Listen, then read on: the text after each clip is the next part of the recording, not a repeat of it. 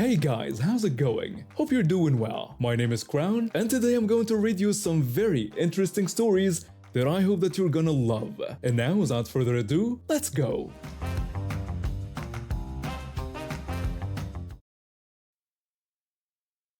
I've been working at the local council's valuation office of assessments for over 3 decades now. It's not the most exciting job in the world, but it pays the bills and I've got some interesting stories to tell. Our office is responsible for determining which tax band properties should be in. The higher the band, the more tax you pay to fund things like schools, trash collection, and emergency services. Now, in our quiet little town, we've got this one woman who's made it her life's mission to report everyone and everything. Let's just call her Karen. This lady is the ultimate nosy neighbor, always peeking through her curtains and calling every authority she can think of to tattle on her neighbors. Karen's been a thorn in our side for years. She calls our office constantly, reporting her neighbors for the most ridiculous things. One time, she reported a guy for tax evasion because he bought a used car. Another time, she accused a family of truancy because their kid was home recovering from surgery. It's madness. Everyone in our department dreads dealing with Karen. She's rude, entitled, and just plain unpleasant. The worst part is we're required to follow up on every single one of her reports, no matter how absurd they seem. It's frustrating because we know she's just a mean old lady, but policy is policy. One day, I had the misfortune of answering her call. I could practically hear her smug grin through the phone as she started ranting. Karen demanded that I reevaluate the house at number 61, claiming the owners had added a new bedroom, kitchen extension, and shed without reporting it. She insisted that if she had to pay her taxes, so should they. I sighed internally, knowing I'd have to send out a letter to the poor folks at number 61. A few days later, I got a call back from the homeowner. He was clearly annoyed, but he remained polite throughout our conversation. He explained that he had checked with our office before doing any work and was told it wasn't significant enough to report. He even mentioned having a note confirming this. I checked our records and sure enough, there was a note on his account. I apologized for the inconvenience and explained that we had to follow up on all reports. He understood, and we arranged for an inspector to come out just to tick all the boxes. The day of the inspection arrived, and I could just imagine Karen gleefully watching from behind her curtains. But here's where it gets good. The inspector discovered that this guy's house had been on the wrong tax band for over a decade. He should have been paying much less all this time. When the report landed on my desk, I couldn't stop laughing. I was thrilled to call the homeowner and give him the good news. I informed him that his property had been in the wrong tax band for years and that he was due a significant rebate for overpaying his council tax. The homeowner was ecstatic. He shared his plans to use some of the money to throw a big thank you party in his garden, inviting all the neighbors except for Karen. I thought it was a brilliant idea but warned him to be careful not to antagonize her directly to avoid any legal trouble. He agreed and mentioned he was considering getting banners made. Initially, he wanted them to say, "Screw you, Karen," but after my warning, he decided on "Thanks for the money, Karen" instead. He figured that would get the message across without crossing any lines. A few weeks later, I heard that the party was a huge success. The entire neighborhood showed up enjoying a lavish barbecue and drinks, all courtesy of Karen's meddling.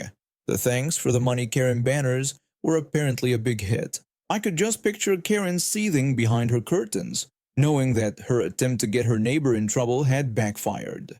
She'd inadvertently put money in his pocket and united the entire neighborhood against her. Though Karen continued reporting her neighbors for every little thing. I guess some people just never learn. Dealing with my mother was like walking on eggshells in a minefield. She had borderline personality disorder, which made her unpredictable and often abusive. As a high-paid lawyer, she loved flaunting her superiority over others, especially her own family. Her favorite pastime, making me feel guilty about everything, including money, even though she had stolen $30,000 from my dad that was meant for my college fund. Our relationship was always rocky, but things came to a head when I was 18.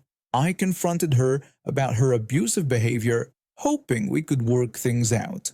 Instead, she went nuclear. While I was away, she stole $10,000 worth of furniture from our house, which my grandparents owned, not her, and even took my beloved dog. She left behind our other dog who was diabetic to fend for itself. It was a last straw. After that incident, I cut ties with her completely. It wasn't easy, but it was necessary for my mental health. Fast forward 4 years, and I was finally starting to feel like I had my life together. I had a decent job, my own apartment, and was even thinking about going back to school. Then came the day I ran into her at Sam's Club. I needed to pick up a few groceries, and there she was making a scene at the gas pump. Some things never change, I thought to myself. I tried to duck away unnoticed, but she spotted me. My mother yelled at me to come and help her. I reluctantly approached, keeping my distance. When I asked what the problem was, she explained that she couldn't find her membership card and needed gas, but they wouldn't let her get any without it. She was frantically rummaging through her oversized purse. I watched as she became more and more agitated.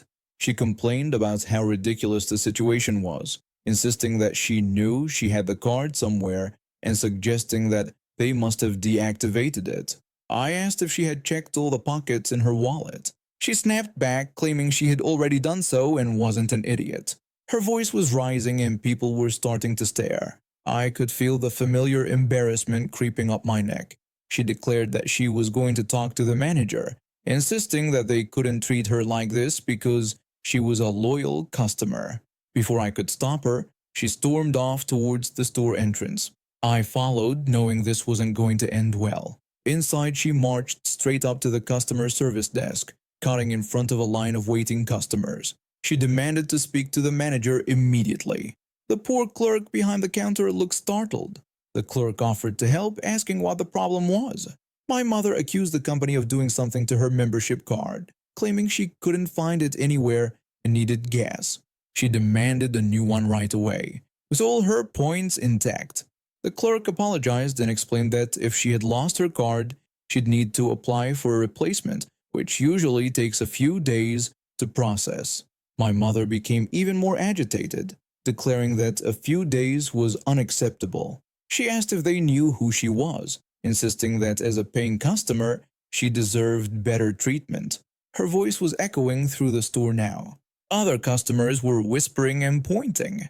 I wanted to disappear into the floor.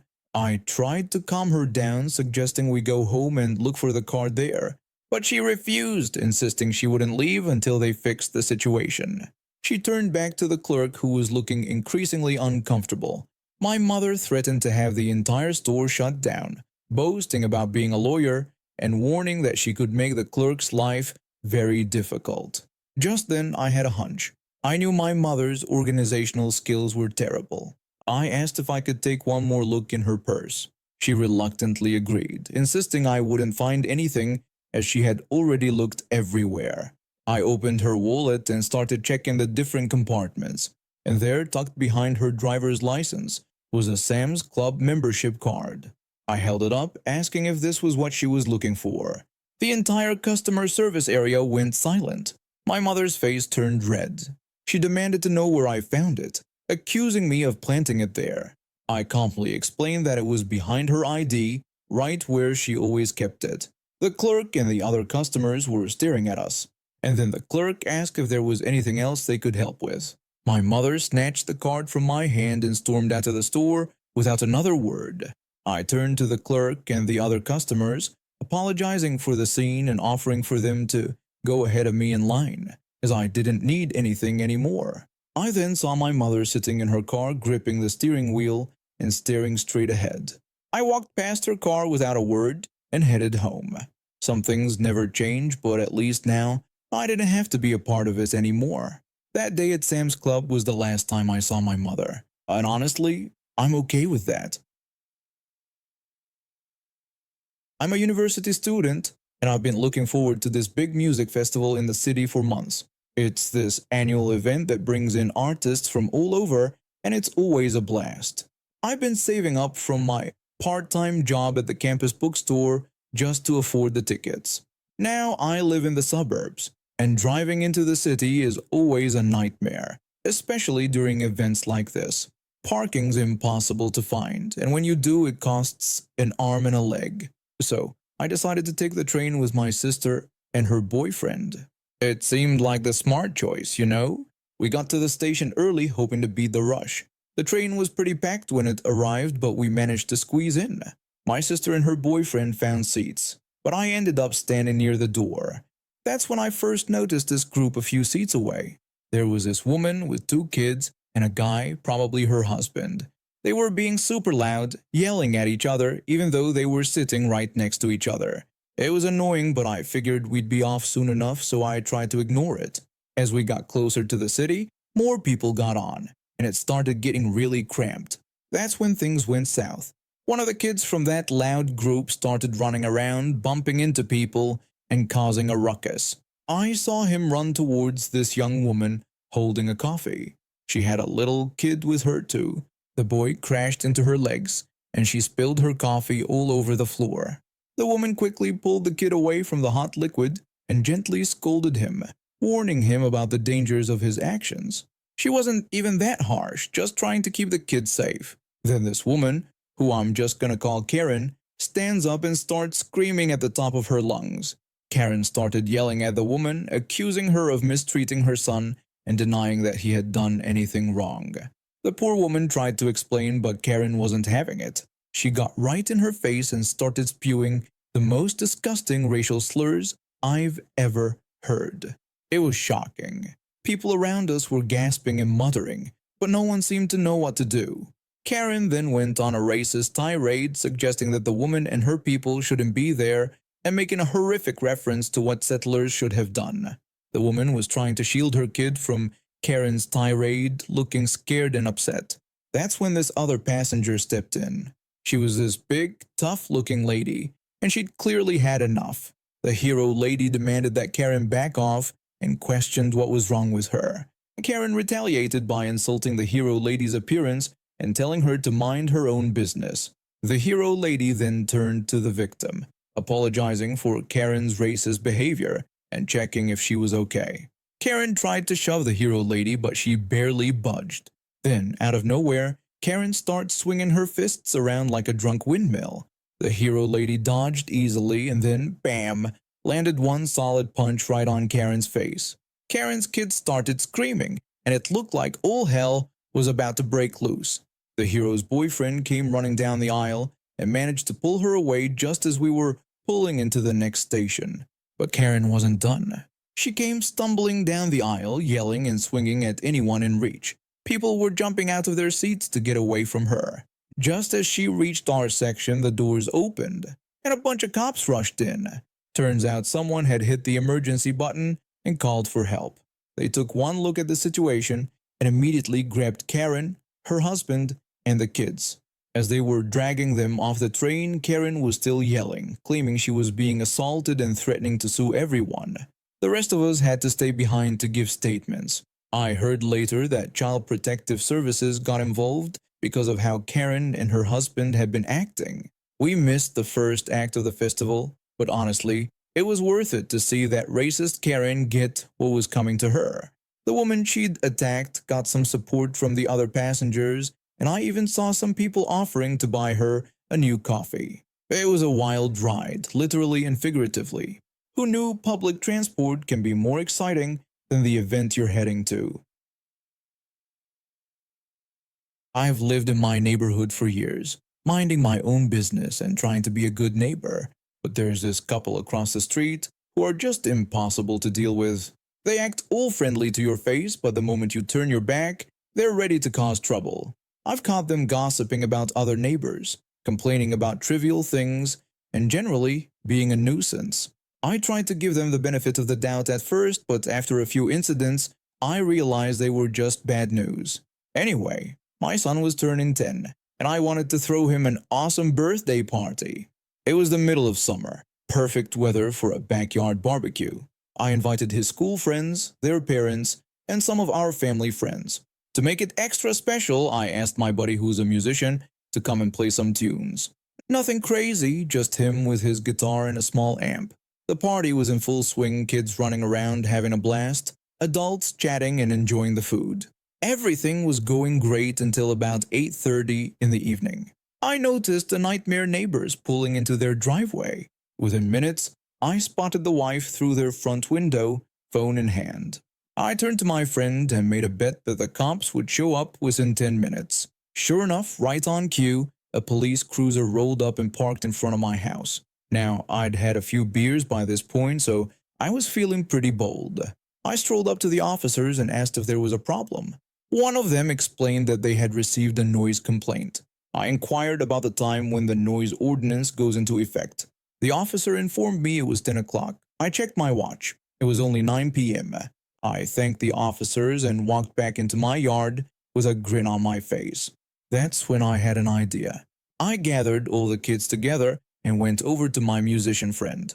Turns out, he had brought a whole bunch of instruments. Maracas, cymbals, tambourines, you name it. I handed out an instrument to each kid and encouraged them to make as much noise as possible for the next hour. They went wild, banging on drums, shaking maracas, and creating the most beautiful cacophony you've ever heard. I swear I saw the police officers trying not to laugh. At 10 o'clock sharp, we shut it all down. The party wound down shortly after, and everyone went home happy. Well, almost everyone. I'm sure our lovely neighbors were fuming. But the story doesn't end there. A couple of weeks later, I was at the post office picking up my mail. In our town, we don't have mail delivery to houses, so everyone has a post office box. As I was leaving, I saw the wife from across the street come in to get her mail. I noticed her P.O. box number. An idea started forming in my head.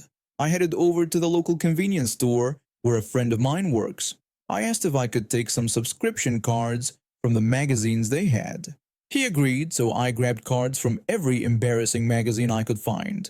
We're talking the really juicy tabloids, some questionable men's magazines. You get the picture. I took those cards home and with the biggest smile on my face, I filled them all out with the husband's name and their P.O. box number. Then I dropped them in the mailbox, imagining the look on their faces when those magazines started arriving. Then I decided to take it up a notch. I signed them up for every free sample and promotional mailing list I could find online. Diapers, adult diapers, hair loss treatments, weight loss programs. I signed them up for it. For the next few months, their mailbox was stuffed with the most random and embarrassing things. I'd see them at the post office, red-faced and trying to hide their mail from prying eyes. They never could prove it was me, but I think they had their suspicions. They stopped making noise complaints after that. I might have gone a bit overboard, but the peace and quiet in the neighborhood since then has been absolutely wonderful. And now we have reached the end of today's stories. Thank you for watching, and see you next time.